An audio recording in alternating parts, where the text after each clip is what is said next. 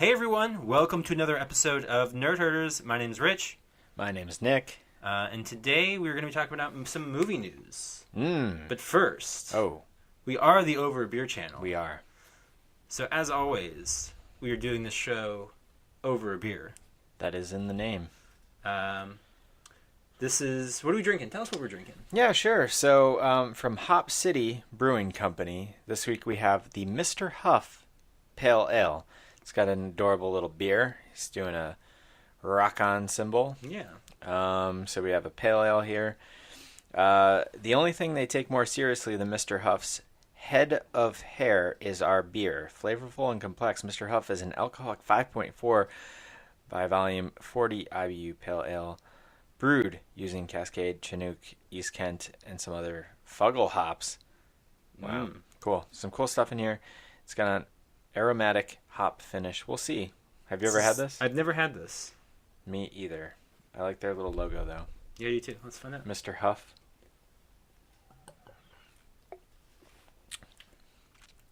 It's not bad. No, it's not bad. I'm not in love with it. Not very hoppy. It's very tame. Yeah, very tame for a pale ale. It's good. I like it. Yeah. Yeah, good job. Good job, Hop City. Good Good job, job, Hop City. Mr. Huff. Thanks for sending this to a place for us to buy it. Next time, send it to us. I mean, or not. I mean, we'll keep buying beer. Well, we'll still. I mean, We'll just don't- buy different beer. Don't let them know that. We'll just buy different beer. If you But don't if you send send it it to us, if they send it to us, we'll drink it. But if they don't, then we'll buy somebody else's beer. Yeah. A little housekeeping too before we get started. Yes. If you guys are noticing, we have our mics up again. we do. We talked about that last week that we were going to have mics. Some technical difficulties and problems occurred, and so last week's did not have the mic. It's a audio developing track. story. Yeah. So hopefully this week we'll have them. You'll have the new audio track. Yeah. And if not, now you know why, because we had more issues. Right. So everything, I'm monitoring it over here. Hopefully everything works. We'll find out when we edit. Yes. So let's hope for the best, and let's get on to the movie news. Yes, so movie news this week. First thing is first on the list. If I can read my handwriting. We may know the names of the Harry Potter houses.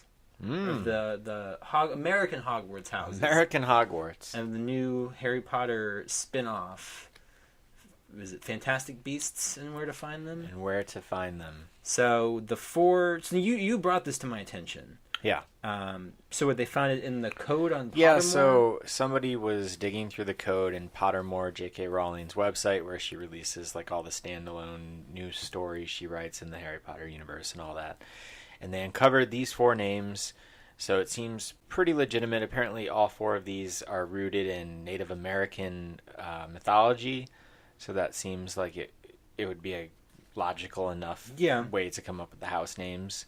So, of course, at the British Hogwarts, the real Hogwarts, we have Gryffindor, Slytherin, Hufflepuff, and Ravenclaw. Yeah. And now, in America... we have a Horned Serpent, Wampus, Thunderbird, and I can't even read my handwriting. What was Pudgechuck? I don't remember. I can't read my handwriting. My Let me phone see. is over there. Maybe it'll spark my memory. Because you tweeted about it. Yeah, I know. Is it Pudgy Wiggle or something weird? Pudge. I don't know. I'll look it up. Okay. Kind of odd. Like, I don't want to make fun of it, because if it's Native American, I don't want to, like, Well, yeah. be It's a Puckwudgie. Puckwudgie. Yeah, 'cause Yeah. that's right. You tweeted out you were going to be a Puckwudgie now. Yeah. It's just an assumption. Yeah, nothing's official. This isn't confirmed. It's not official that I'm a Puckwudgie. I could still be a Thunderbird. Or Wampus. You could be a Wampus. Yeah, what's the first one? Horned Serpent. That sounds like the bad guys. Probably. That seems... Here's my take on these. They don't seem to have the same, like, oomph as Slytherin or Gryffindor. Like they kind of have, like, similar, like... Alright, so you know how, like, we're, like, 6 billion Pokemon into the Pokemon. Like, there used to be 150, and now there's like 6 million. Yeah. And now we have like bags of trash that are Pokemon and Yeah, snow we've got cones. Trashmon and We got a little snow cone that becomes an ice Garbage cream sundae. Mon. These are real. They have dumb names now. But I think that a lot of times I think that they're dumb Pokemon, and I think they have dumb names because I'm used to what I knew. Yeah. But at the same time, I'm sure if you told somebody who's never played Pokemon like Pikachu and Snorlax and Jigglypuff, they'd be like, that's the stupid, what are you talking about? So I think what my point is, to people who don't know what Harry Potter is, they might be like, Gryffindor and Slytherin, like, that's stupid. But see, these all sound like Hufflepuff. Like, of those four names, Sorry, a bunch of Hufflepuffs. Hufflepuff is like kind of the weird one. Like Ravenclaw makes sense. Gryffindor, Griffin, that makes sense. That's a Griffin. Slytherin, Snake. Yeah, sure. that makes sense. Wampus, what, Pudge?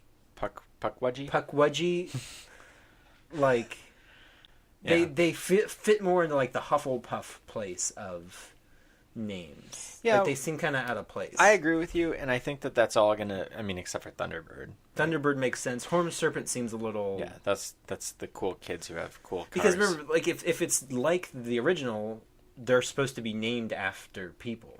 Sure. So that means somebody was named last name was Horned Serpent. Yeah, unless it isn't though, like that. I guess. But I feel like with Hogwarts, they open Hogwarts, a sister school that they're gonna... Hogwarts. So those are not just 4 people; they're like the 4 founding fathers of Hogwarts. Yeah. So, just they happen to also just have 4 for the American school. Maybe the 3 of them. Maybe Wampus, Thunderbird, and Puckwudgie. They had a Horned Serpent, and they didn't have a 4th member, so they were like... Puckwudgie is definitely the mega evolution of Poliwag. And they all went, well, we don't have a 4th founding member, but we need 4 houses, but we own a Horned Serpent together, so we'll just call it Horned Serpent. Yeah, maybe. I think what it really might speak to is that my fear that this trilogy of movies, Fantastic Beasts and Where to Find Them, is all going to feel kind of like Harry Potter, but not quite. Yeah. Well, I saw the trailer for the first time. Yes. This weekend.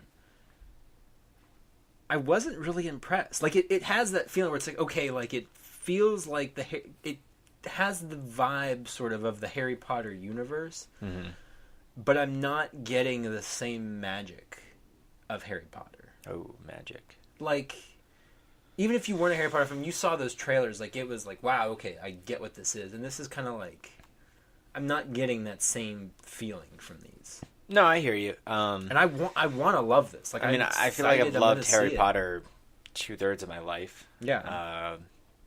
And, like, I remember seeing, like, the Deathly Hallows trailer for the first time and the Part 2 trailer for the first time.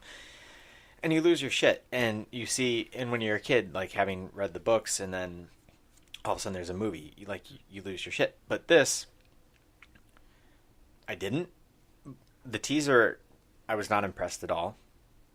And this new trailer, I thought it was better. It got me intrigued, but I wasn't excited. I'm not excited for this movie yet. And maybe we should be. I mean, it's directed by David Yates, who made the last 4 movies, did a real good job. It's written by J.K. Rowling, who's never done a screenplay that could be good or bad. I just hope it's not a cash grab. I hope there's really a story worth telling here. Mm-hmm. A trilogy of stories worth telling. I agree.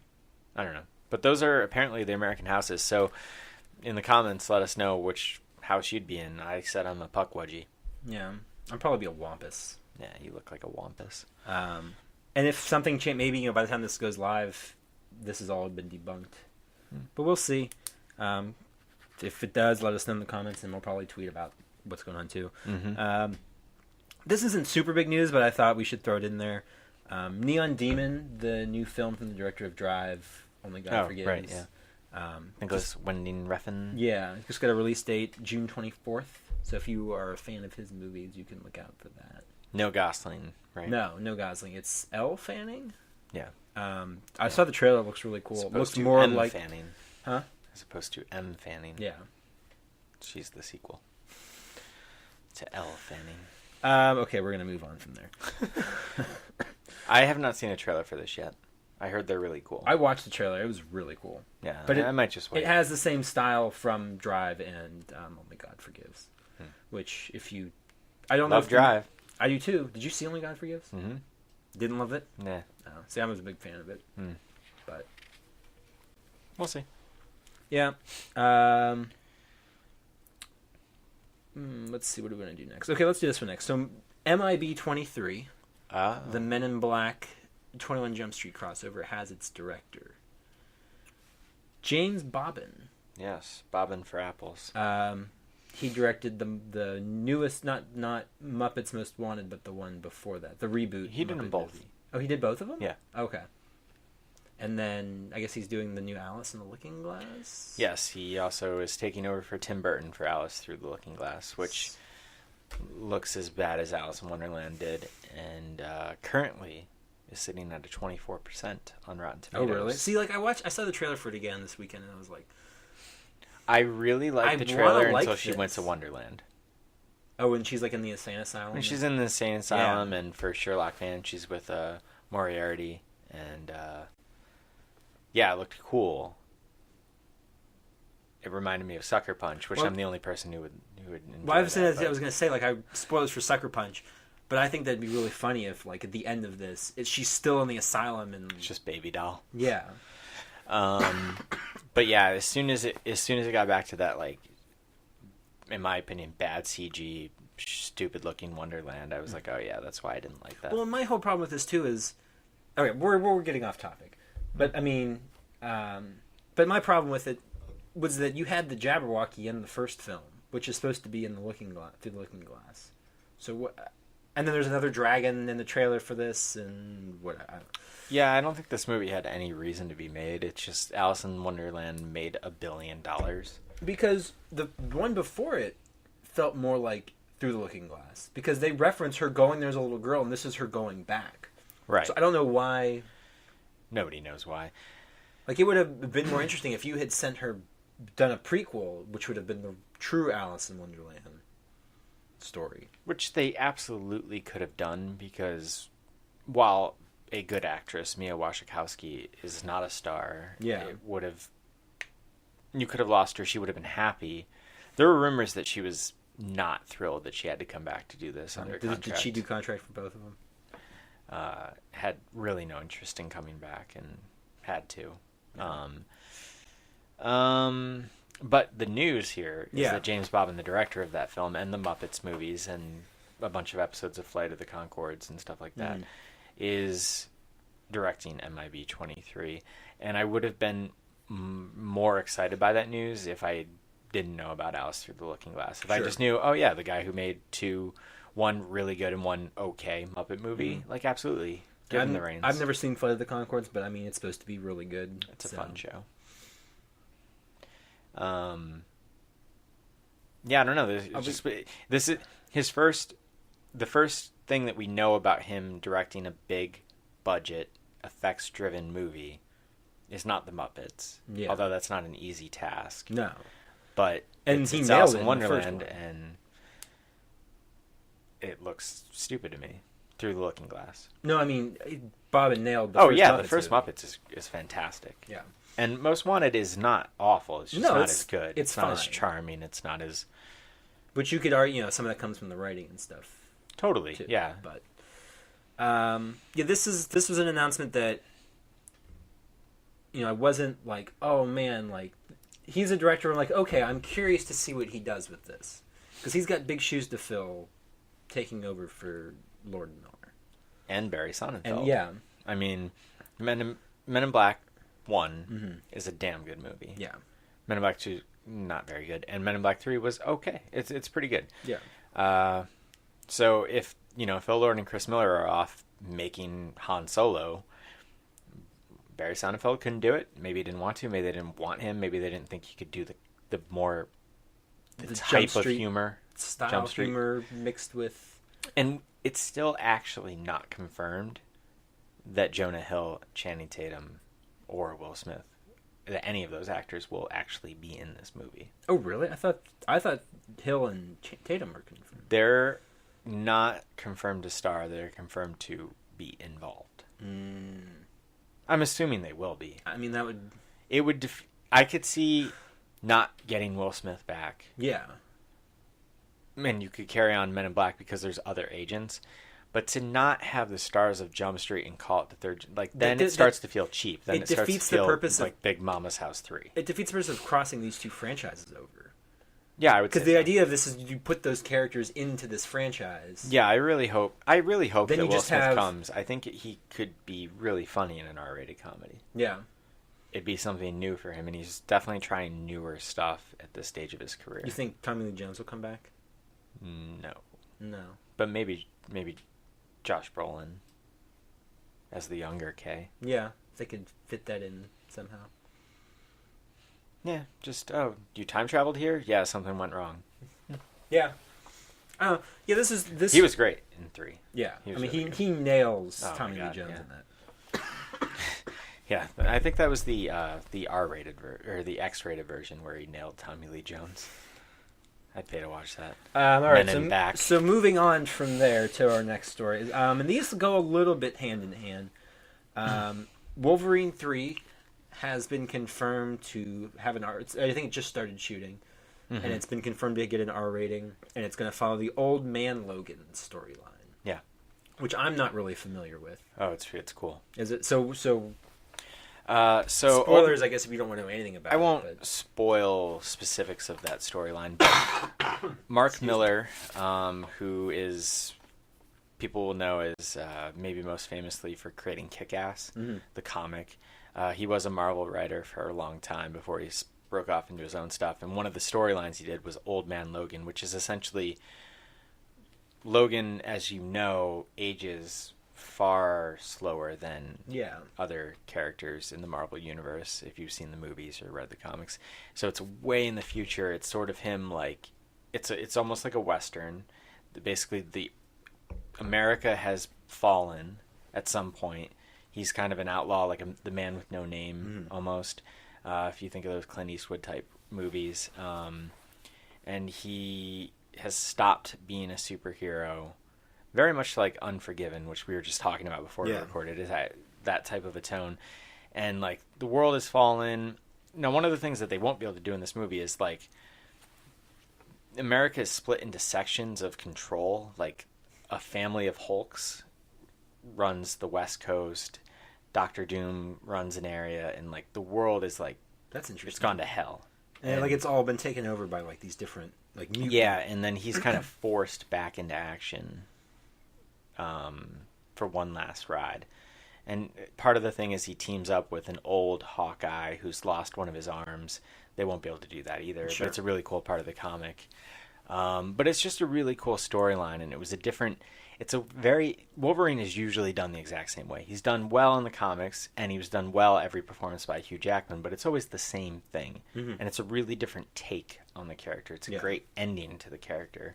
So if this is really a swan song, it would be a perfect swan song. Yeah, and if they set it that far in the future, you don't have to worry about tying it into everything that the X-Men movies are doing, and you can just kind of make it a standalone sort of...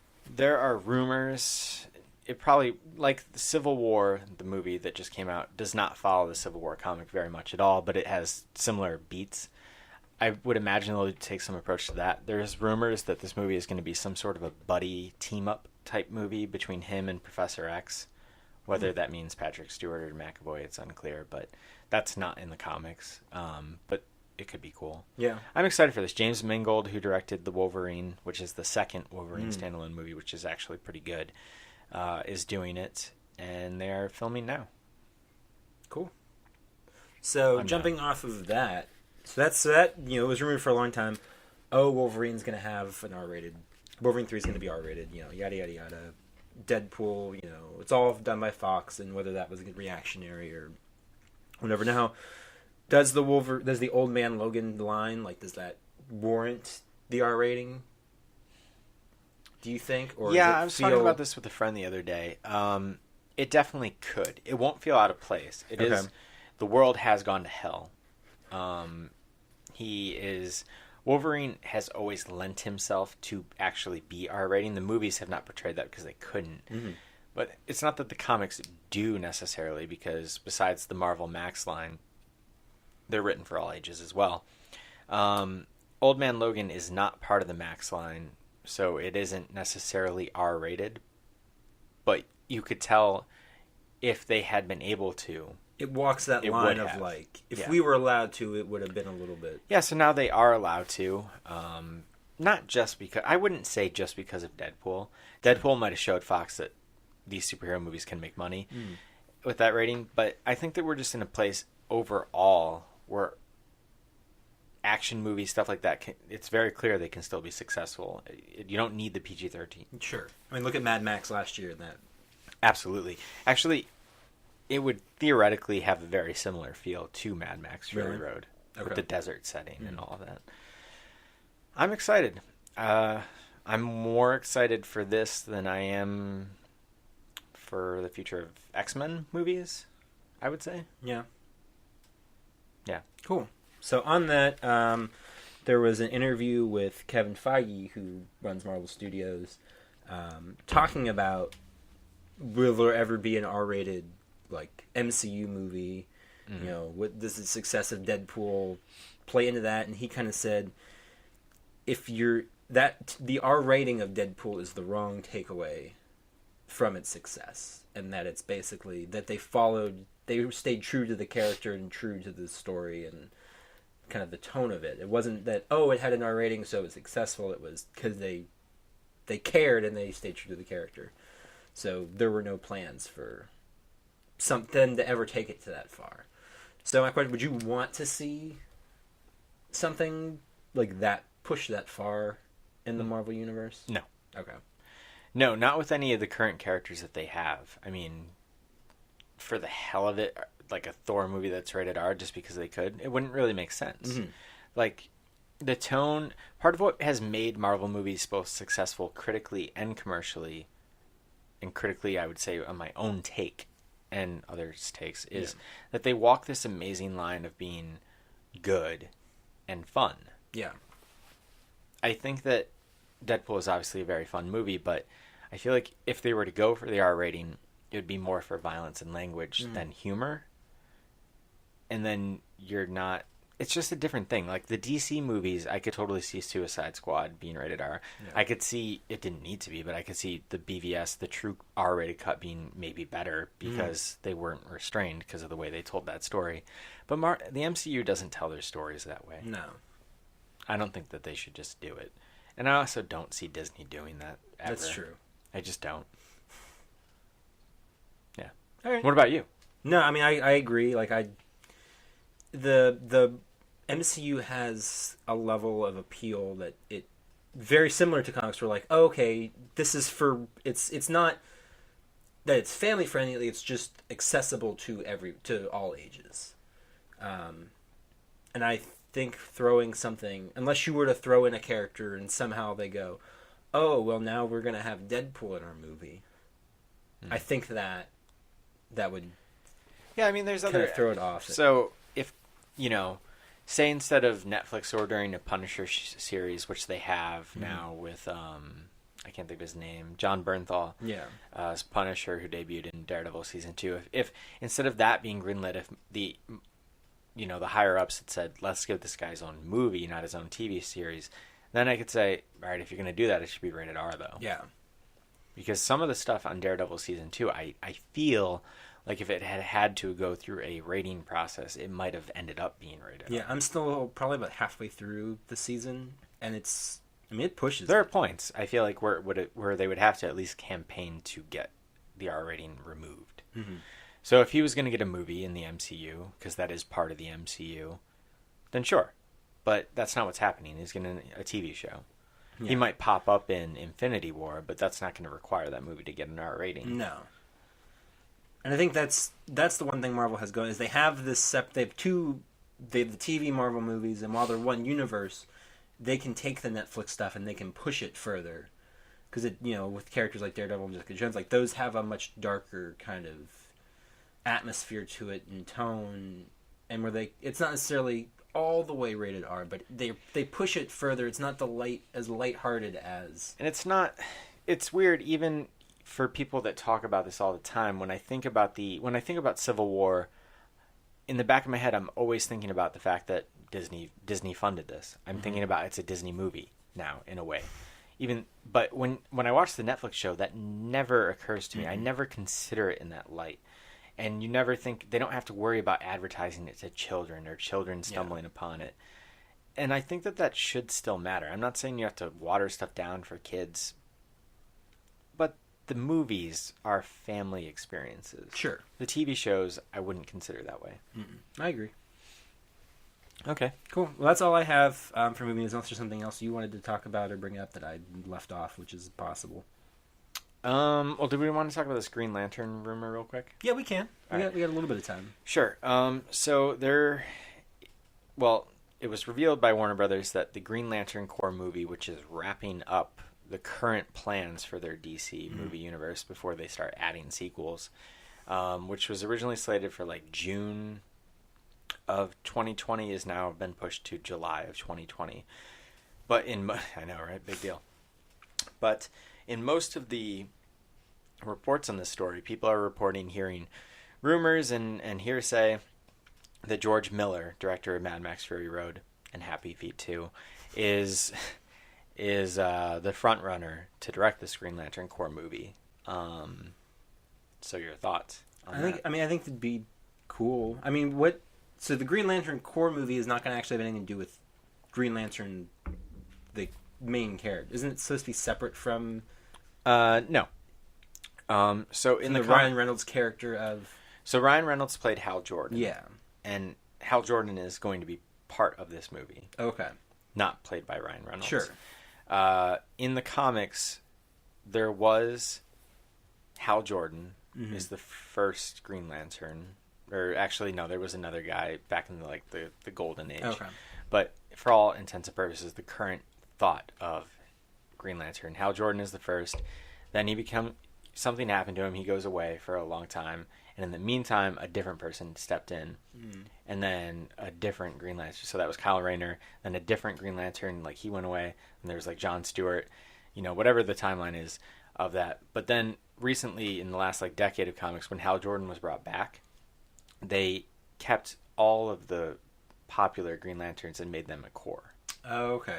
So this new movie, they've said, is going to be John Stewart Green Lantern, Hal Jordan Green Lantern, and Kyle Rayner. So it's all of them teamed up, coming together. And they specifically said in the casting call for Hal Jordan that they are looking for somebody in their early to mid 40s. A Matt Damon type is exactly what they said. So maybe even Matt Damon.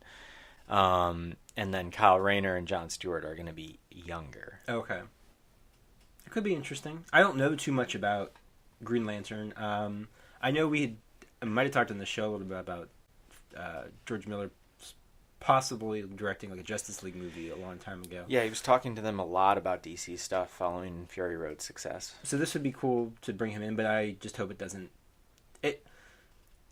I have enough faith in him that I think him doing that kind of a movie like this would be good. But if Suicide Squad fails and everything else in the DC universe doesn't work, I could see this either falling through or me not being all that excited about it and just wanting another Mad Max movie.